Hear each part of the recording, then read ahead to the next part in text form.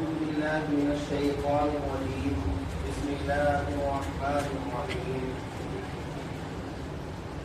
قل أعوذ برب الفلق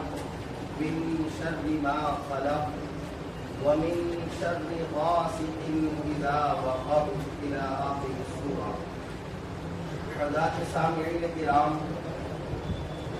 الحمدللہ قرآن عظیم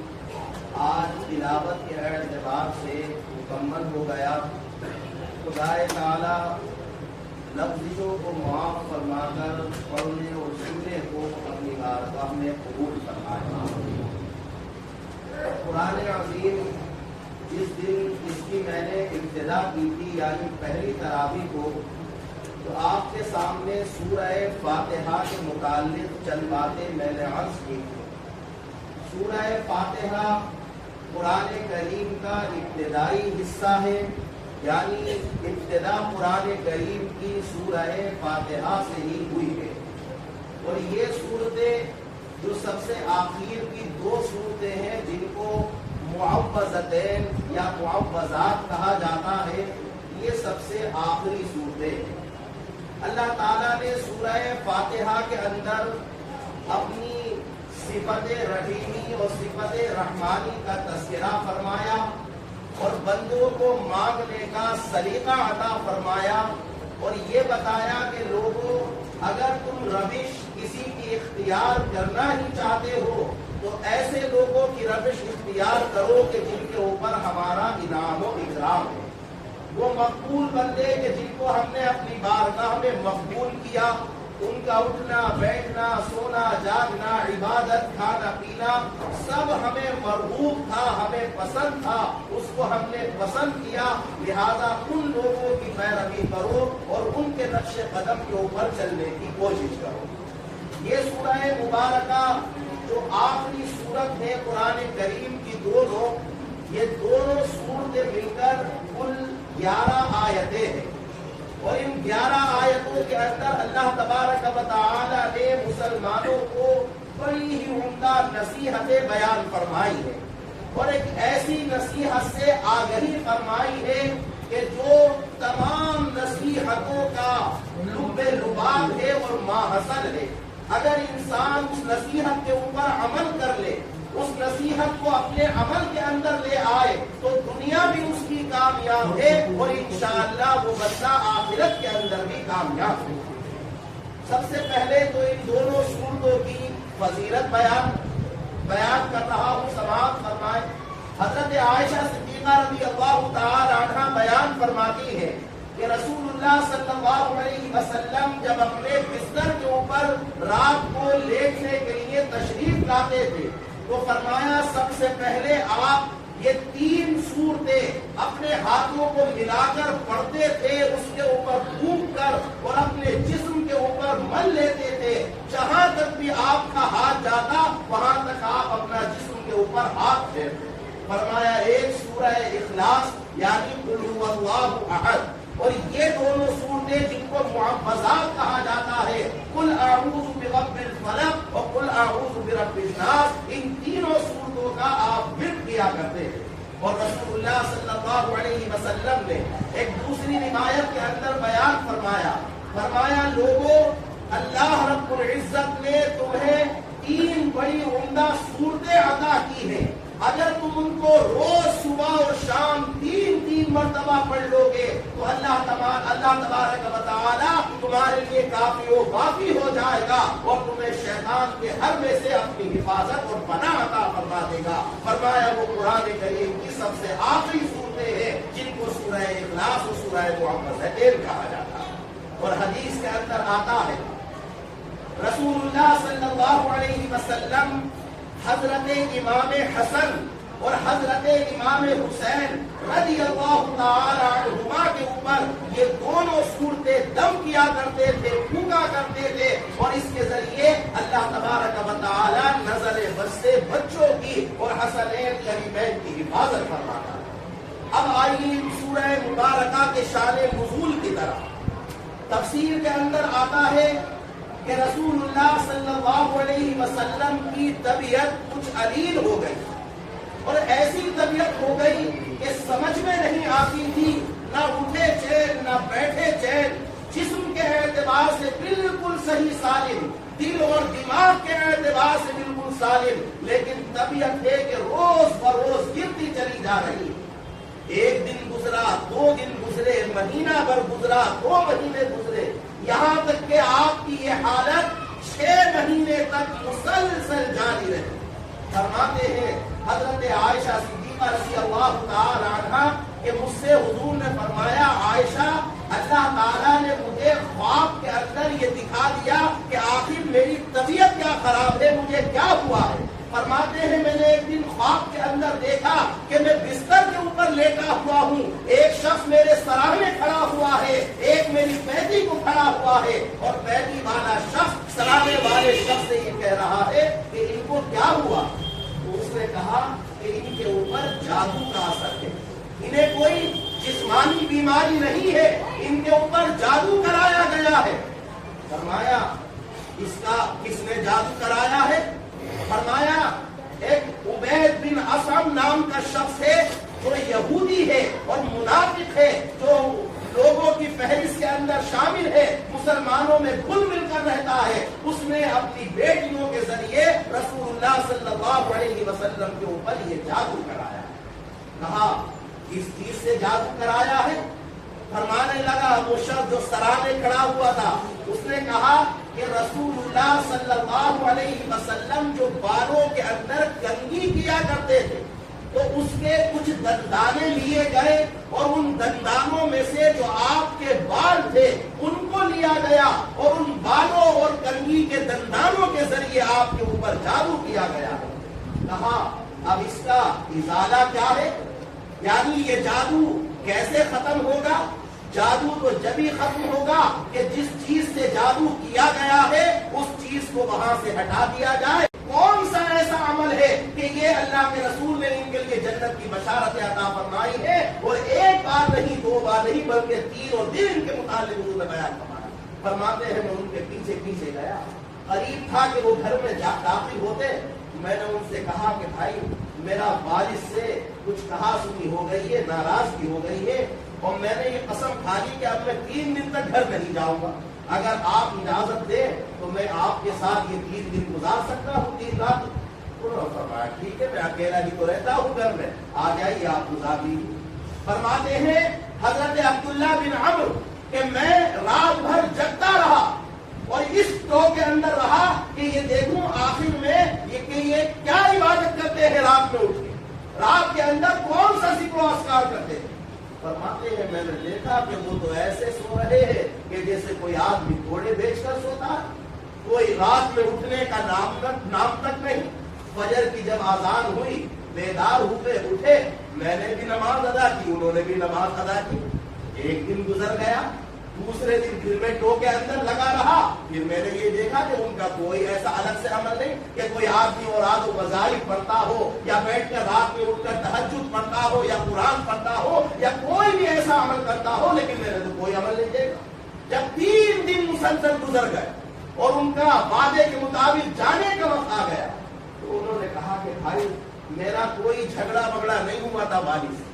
लेकिन तुम्हारे मुतालिक रसूलुल्लाह सल्लल्लाहु अलैहि वसल्लम ने ये बयान फरमाया था कि जन्नती आदमी दाखिल होगा तो 3 दिन तुम मस्जिद के अंदर दाखिल हुए, तुम्हारे लिए रसूलुल्लाह ने जन्नत की बशारत दी है, और मैं इसलिए आया था कि मैं देखूं कि आखिर तुम कौन सा ऐसा अमल कर रहे हो कि अल्लाह के रसूल ने तुम्हें जन्नत की बशारत दी है। फरमाया कि देखा तुमने?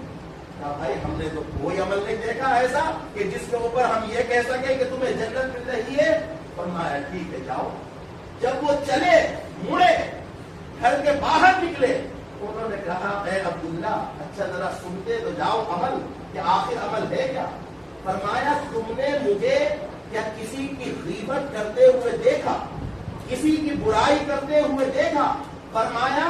मैं अल्लाह की रजा के ऊपर राजी हूँ, किसी की नेमत को देखकर हसद नहीं करता हूँ, मेरे दिल में कभी ये इरादा आता भी नहीं है कि इससे ये नेमत छिन जाए, इससे ये छिन जाए, बल्कि जिस हाल में मुझे खुदा ने रखा है मैं उसके ऊपर शुक्रिया अदा करता हूँ। हो सकता है अल्लाह के बारगाह में ये अमल मकबूल हो। तो हजरत अब्दुल्ला बिन अम्र कहने लगे खुदा اللہ کی قسم واقعتاً تیرا یہی عمل اللہ کی بارگاہ میں مقبول ہے، اس لیے اللہ کے رسول صلی اللہ علیہ وسلم نے پورے جنت کی بشارت دی۔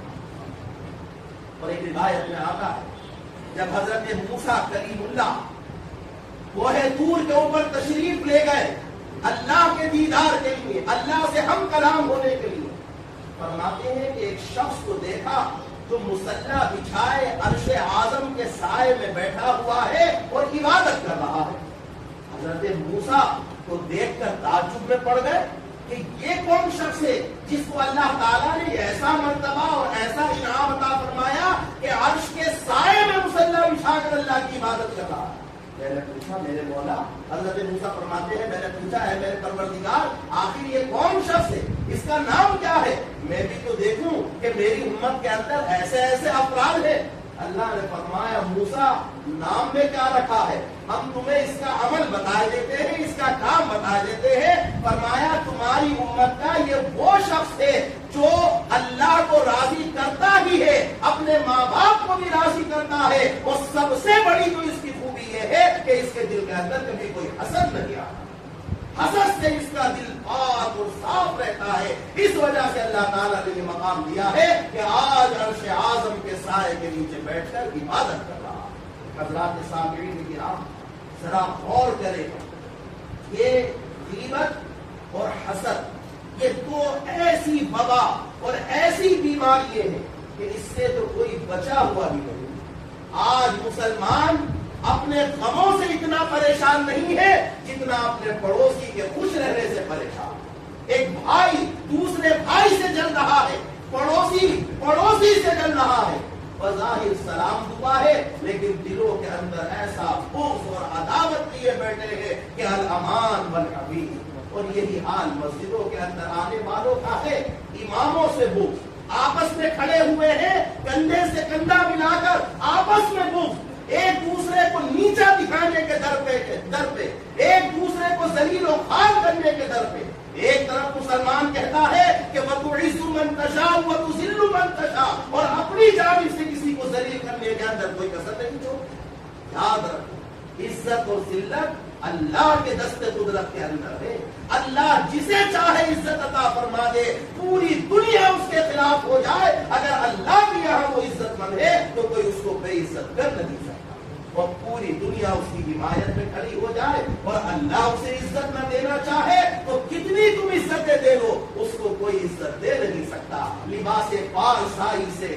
شرافت آ نہیں سکتی، شرافت نفس میں ہو تبھی انصاف پارسا ہوتا ہے۔ سفید کپڑے پہن لینا، ٹوپی لگا دینا، کوئی عہدہ مل جانا، کیا سمجھتا ہے مسلمان اس کو، کیا سمجھ رہا ہے انسان اس کو کہ یہی سب کچھ ہے؟ دنیا کے اندر جو عہدے مل گئے وہ ان عہدوں کو یہ سمجھ رہا ہے کہ اب میں سب سے بڑا ہو گیا۔ چند دنوں سے نمازیں شروع کر دی، وہ سمجھ رہا ہے میں سب سے بڑا نمازی بن گیا۔ اللہ نے اگر تقوی کی توفیق دے دی تو وہ سمجھ رہا ہے میں سب سے بڑا متقی بن گیا۔ یہ دھوکہ ہے، شیطان کا حربہ ہے۔ اے مسلمانوں پہچانو شیطان کے اس حملے کو اور اللہ کے کلام کی طرف رجوع کرو۔ قرآن کہتا ہے وَزَيَّنَ لَهُمُ الشَّيْطَانُ أَعْمَالَهُمْ، شیطان تمہارے اعمال کو مزین کر کے تمہارے سامنے رکھا۔ ہر آدمی کو بہکانے کا اس کا الگ انداز ہے، کسی کو کسی اعتبار سے بہکاتا ہے، کسی کو کسی اعتبار سے بہکاتا ہے، جس کے اندر جو خوبی دیکھتا ہے اس خوبی کا استعمال کرتا ہے اور آپس میں نفرتیں پیدا کرتا ہے۔ آج کا جو ہمارے اور آپ کے سامنے ماحول ہے، اگر مسلمان یہ چاہتا ہے کہ یہ حال زار ختم ہو، مسلمان یہ چاہتا ہے کہ یہ پستی ختم ہو، مسلمان یہ چاہتا ہے کہ یہ ذلیل و ذلت اور رسوائی ختم ہو، تو پھر عملی میدان کے اندر آنا ہو، خالی نمازیں پڑھ لیں، روزے رکھنی ختم ہوگا کہ جس چیز سے جادو کیا گیا ہے اس چیز کو وہاں سے ہٹا دیا جائے تو اس کا اثر ظاہر ہو جائے گا۔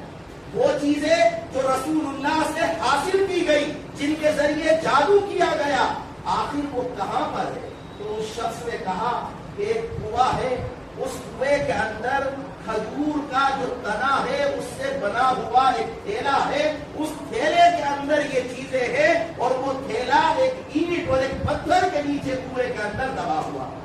رسول اللہ صلی اللہ علیہ وسلم جب بیدار ہوئے آپ نے یہ دیکھا کہ اللہ تعالیٰ نے مجھے آگہی فرما دی،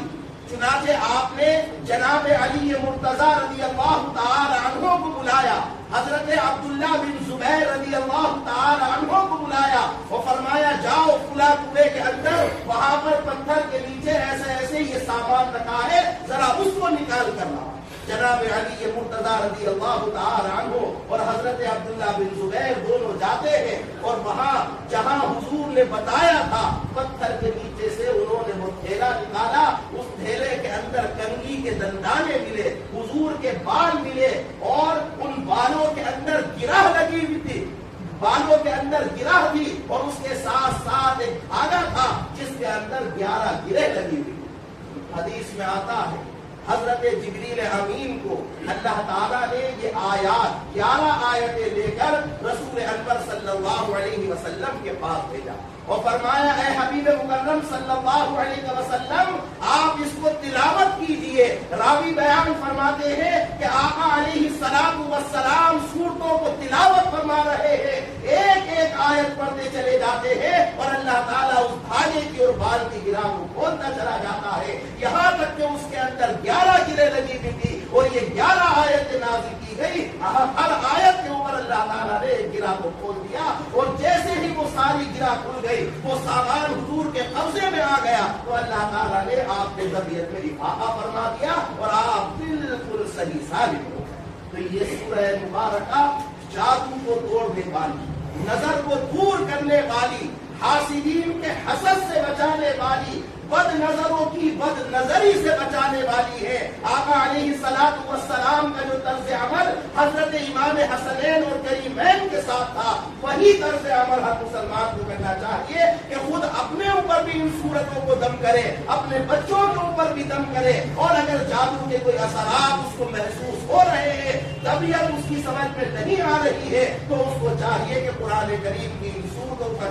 صبح شام پھر کرے، ان کو اپنے اوپر پھونکے، اللہ تبارک و تعالیٰ اس کو یقینی طور کے اوپر افاقہ عطا فرماتا ہے اللہ رب العزت قل اعوذ برب الفلق۔ اے حبیب مکرم صلی اللہ علیہ وسلم آپ فرمائیے کہ میں صبح کے رب سے پناہ مانگتا ہوں، من شر ما خلق، اور اس شر سے جس کو اللہ تعالیٰ نے پیدا کیا ہے اس سے پناہ مانگتا ہوں، من شر ما قل اعوذ برب الفلق من شر ما خلق ومن شر غاسق اذا وقب، اور فرمایا میں اس شر سے پناہ مانگتا ہوں، اس اندھیری رات سے، اس تاریکی رات سے کہ جو رات کو چھا جاتی ہے، رات کے اندر ڈھانپ کر اندھیرا کر دیتی ہے، اس اندھیرے سے پناہ مانگتا ہوں، وَمِن شَرِّ حَاسِدٍ إِذَا حَسَدَ، اور فرمایا ہر حسد کرنے والے کے حسد سے میں پناہ مانگتا ہوں، اور فرمایا وہ حسد کرنے والا چاہے جنوں میں سے ہو یا انسانوں میں سے ہو، اے مولا میں ان سب کی تجھ سے پناہ مانگتا ہوں، ان کے مقابلے پہ تجھے آگے کرتا ہوں، تو پناہ عطا فرما دے گا، تو چاہے جنات ہو یا انسانوں کے اندر شیطان ہو، میرا بال بھی باغا نہیں کر سکتے، جس کا حامی و مددگار تو بن جائے گا، پھر اس کے ساتھ کون برا کر سکتا ہے اور کوئی نقصان پہنچا سکتا ہے۔ رسول اللہ صلی اللہ علیہ وسلم فرمایا حسد ایسی بیماری ہے جو انسان کی نیکیوں کو ایسے تباہ و برباد کر دیتی ہے جیسے ایلوا شہد کو برباد کر دیتا ہے۔ ایلوا ایک بڑی کڑوی دوا ہے، شہد کتنا میٹھا ہوتا ہے، اگر شہد کے اندر اس دوا کی ایک بوند ڈال دی جائے تو شہد کی مٹھاس ختم ہو جائے گی، وہ کڑوا ہو جائے گا، خراب ہو جائے گا، سڑ جائے گا۔ فرمایا اسی طریقے سے جو یہ حسد ہے، چاہے وہ انسانوں کا حسد ہو یا شیاطین کا حسد ہو، ایسے انسان کو تباہ و برباد کر دیتا ہے جیسے یہ ایلوا شہد کو برباد کر دیتا ہے۔ حضرت امام غزالی رحمۃ اللہ علیہ حسد کی تعریف کرتے ہوئے بیان فرمایا کسی کی نعمت کو دیکھ کر جلنا، اڑنا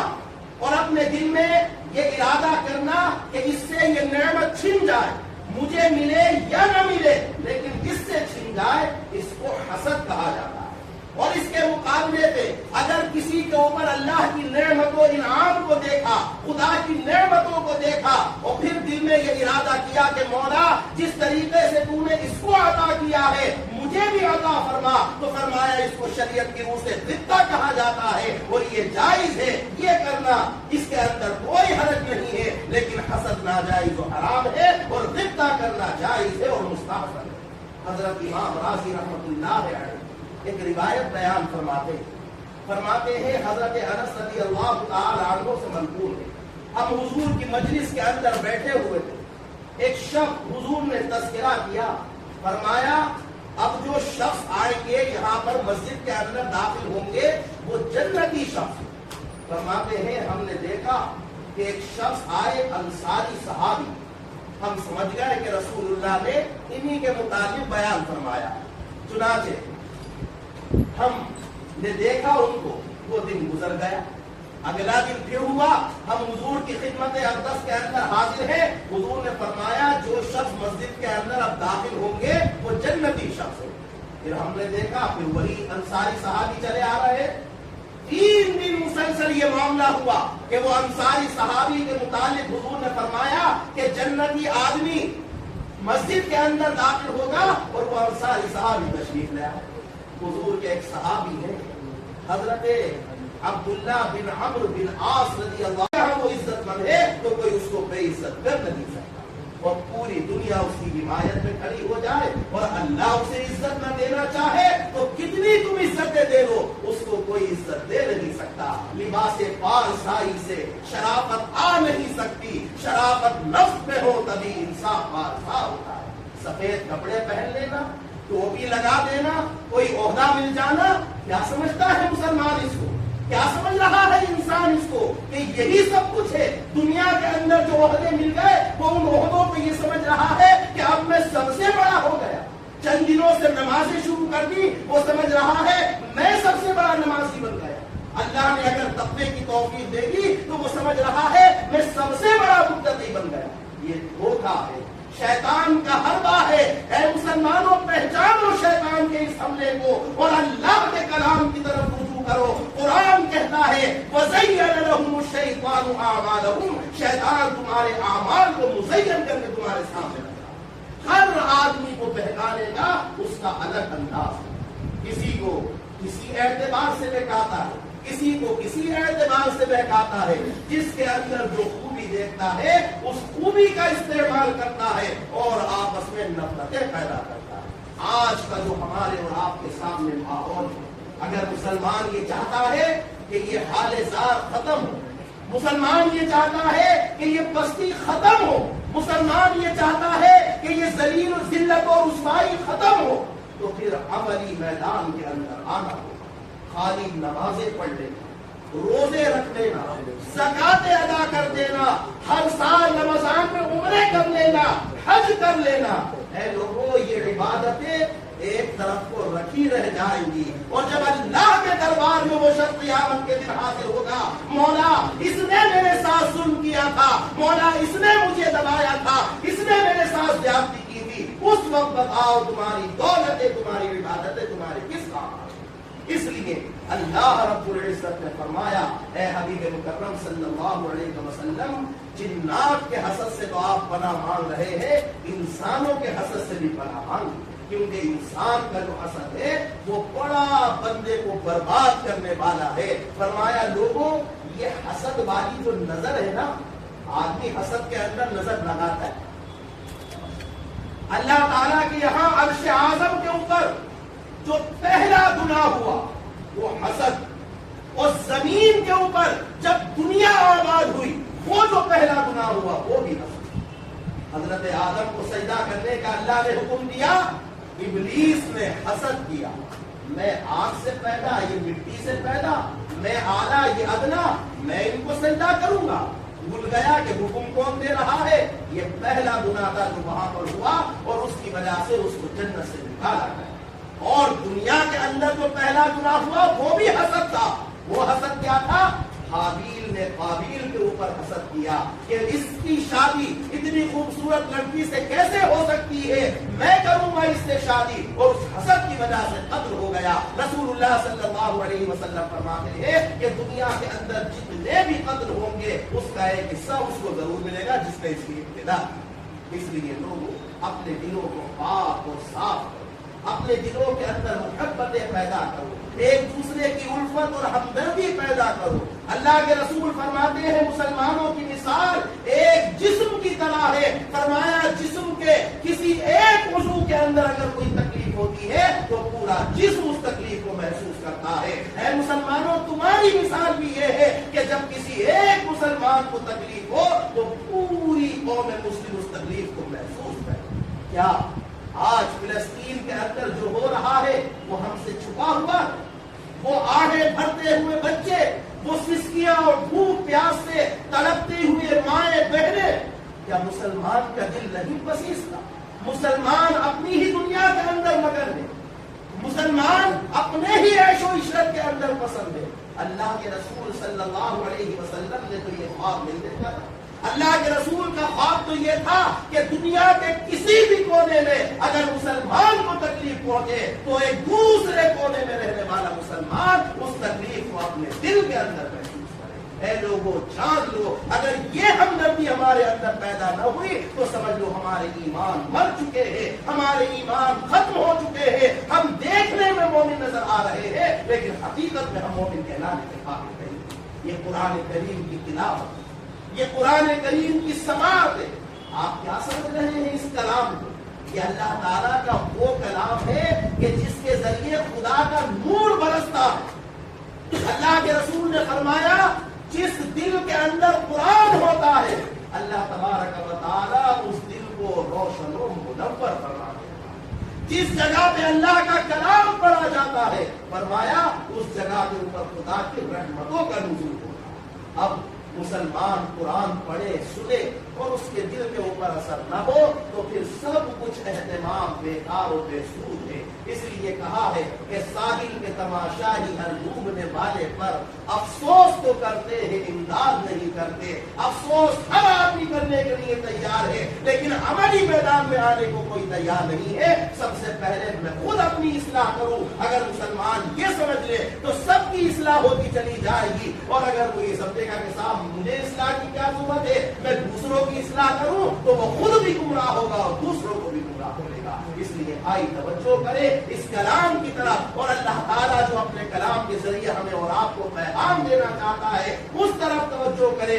تو انشاءاللہ یہ نماز تراویح ہو، ویسی ہی قرآن کا پڑھنا ہو یا سننا ہو، سب خدا کی بارگاہ میں مقبول ہوگا۔ اگر کسی ایک بات کے اوپر بھی ہم نے عمل کر لیا، کسی ایک بات کے اوپر بھی گاٹھ باندھ لی تو اللہ کے یہاں ہماری اور آپ کی نجات کے لیے یہ کافی و وافی ہوگا۔ اللہ رب العزت مجھے بھی عمل کی توفیق عطا فرمائے، آپ کو بھی عمل کی توفیق عطا فرمائے۔ شیطانی وسوسوں سے، اس کے دھوکے سے، غیبت سے، حسد سے، ایک دوسرے کو نیچا دکھانے سے، ان تمام عادات رذیلہ سے خدا تعالیٰ میری بھی حفاظت فرمائے، آپ کی بھی حفاظت فرمائے، اور ہم سب کو اپنا نور عطا فرمائے، اور اس نور کے ذریعے ہم سب کے دلوں کو نورانی بنائے۔ آمین وآخر دعوانا الحمدللہ رب العالمین۔